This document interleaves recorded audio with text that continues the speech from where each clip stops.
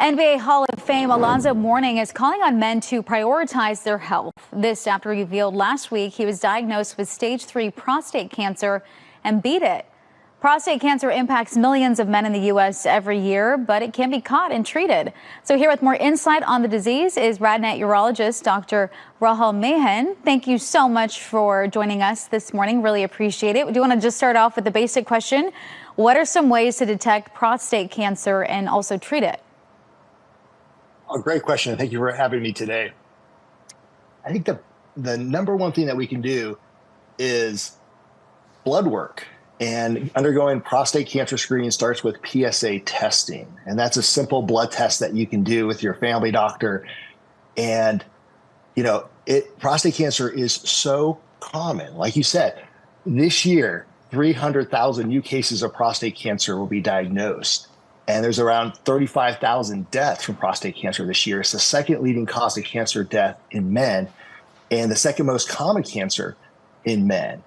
Very interesting. There's 3.4 million American men living with prostate cancer right now. Now, since you say that it's, often treatable if it's caught early, why is that not happening? Are men hesitant to go to the doctor? Are we not going to the doctor enough? What's that gap that we're seeing? Yeah, great question. I think men don't take care of themselves like they should. They're not proactive on their health. As a guy, we're programmed to be a provider and take care of others. And it's hard for us to prioritize our own health and to see a doctor and to get tested. A lot of guys are nervous too when they think about prostate cancer. They think about having a rectal exam. And what they don't know in today's world, most family doctors don't even do rectal exams. They start with blood work. And that should be done early on for men at high risk. And that includes African-American men. And African-American men are at higher risk of having prostate cancer. They should start screening in their early 40s. So it's hard to get a guy in their 40s to see a doctor, but we need to do better at doing that. Did that change at all? Did that age range change? Are we now trying to make sure it's detected even earlier and get younger men? Or has that the 40-year-old range, has that been the range for a while? No, it's changed. So traditionally, prostate cancer, and it's more common as men age. Age is probably the most impactful risk factor for prostate cancer. As we age, men get it, and something that if we live long enough, probably all of us will get it. But there are younger men getting prostate cancer, more aggressive stages of prostate cancer, and the goal is to catch those men. But typically, for an average guy, when you turn 50, you should get a PSA check.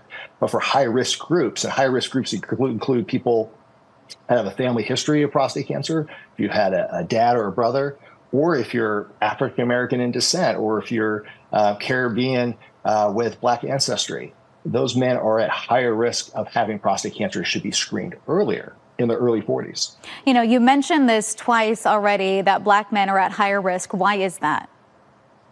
Well, it's a great question. And for a couple of reasons. I mean, one, we probably think there's genetics involved. We know being of West African descent puts men at higher risk of having prostate cancer.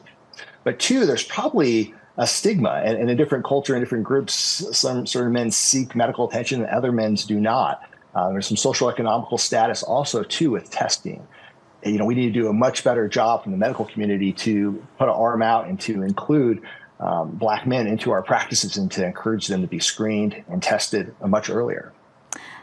That makes a lot of sense. At the top of the show, we mentioned NBA legend Alonzo Mourning's diagnosis and then his cancer-free update. I feel like we're in this era now of a lot of celebrities, whether they are actors or sports legends or whatever the case may be, coming forward, telling their own story about their diagnosis, whether it be cancerous or something else. So why is it so important for people in that status, I guess, to share their stories? Yeah, this has been taboo for so many years. Most guys don't talk about their health. They don't talk about prostate health or prostate cancer and what that is. And, there's a stigma there. And it's so important that we have these celebrities. And I mean, just this year, we've had so many people in the news come out and tell their story. It's important. We got to normalize this. We got to talk about these issues, and we got to encourage men to be tested and to be screened for. We can definitely catch men early, and that's so beneficial. All right, Dr. Rahel Meehan, thank you so much for being here. Really appreciate you breaking all that down for us.